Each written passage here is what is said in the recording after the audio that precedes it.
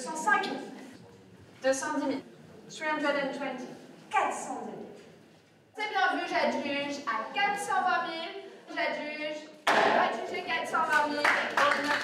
Ce tableau du peintre français Nicolas de Largillière a dépassé toutes les attentes. Estimé entre 50 000 et 80 000 euros, il a été adjugé 5 fois plus cher lors d'une vente. Avec l'histoire de ce tableau, on a pu toucher un public plus large que d'habitude. Parce que, évidemment, c'est pas que le tableau, c'est l'histoire qui vient avec. Ce portrait d'une femme inconnue est en effet emblématique de l'histoire du XXe siècle. Spolié par les nazis à la famille Rothschild durant la guerre, il est apparu sur une photo devenue iconique. Il a été retrouvé en 1945 en Allemagne par les Monuments Men, l'unité chargée de récupérer les œuvres d'art volées aux familles juives. Un sauvetage réalisé grâce à l'aide de la résistante Rose Valland. Et c'est ce numéro, ici, que le tableau est reçu quand il est arrivé au Jeu de Paume à Paris. Et c'est ce numéro que Rose Valland aurait marqué dans son carnet. Et c'est grâce à ça qu'on a pu retrouver la trace du tableau à la fin de la guerre, quand les Monuments Men sont arrivés en France. Donc cette œuvre a pu être restituée à la famille Rothschild juste après la guerre. Et ça, c'est très très rare dans des cas de restitution. Mais à la Libération, toutes les œuvres récupérées en Allemagne n'ont pas retrouvé leurs propriétaires. Certaines ont été confiées à la garde des musées nationaux et le sont encore aujourd'hui.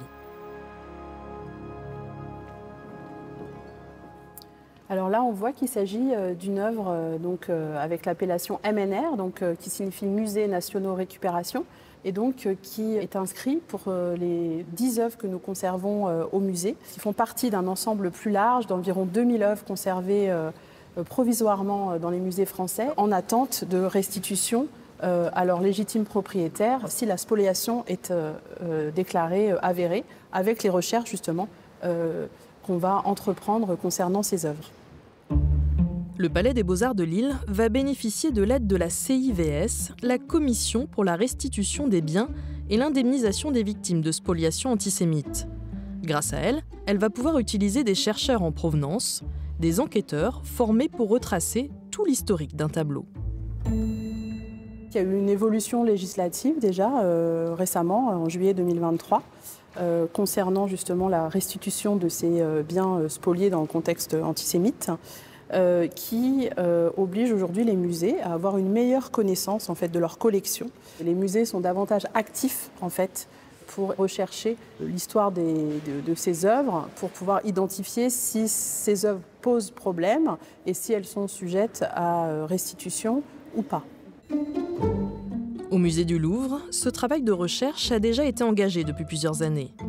Une exposition met en lumière les efforts déployés pour retrouver les propriétaires de tableaux spoliés.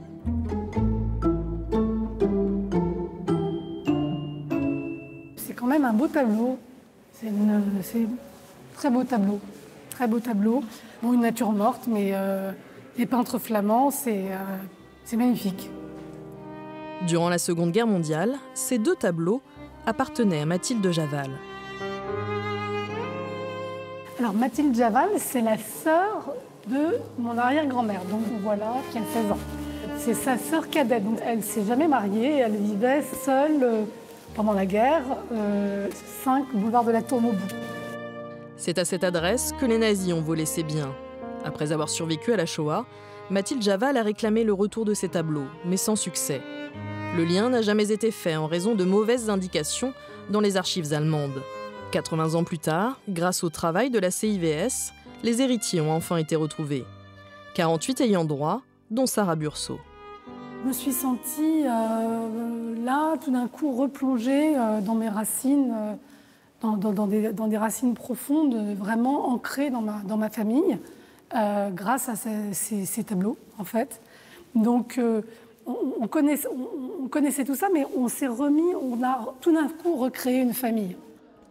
Après restitution, ces ayants droit ont choisi de ne pas conserver ces tableaux. Ils en ont fait don au Louvre, en mémoire de 5 membres de leur famille, assassinés lors de la Shoah. C'est la première fois que ça arrive, et donc je pense que c'est quelque chose de très marquant. C'est très marquant pour le musée. Ils se sont dit que ce serait peut-être plus pérenne qu'il y ait un cartel au musée du Louvre plutôt que simplement une affichette au musée de la Shoah ou dans un autre endroit dédié à la déportation des Juifs. Grâce à cette restitution, Sarah Burceau et ses proches ont pu rendre hommage à leurs disparus, mais aussi soigner de vieilles plaies. Ça a permis d'apaiser beaucoup de choses dans la famille, surtout de mon côté. Le tableau, c'est la porte d'entrée sur une réconciliation familiale. Pas des gens qui étaient les uns contre les autres, mais qui étaient dans l'oubli pour certains. Et surtout la non-connaissance de ce qui s'était passé. C'est vraiment important. Ce travail de restitution est loin d'être terminé. Le Louvre a toujours la responsabilité de 1610 œuvres MNR, dont 791 tableaux.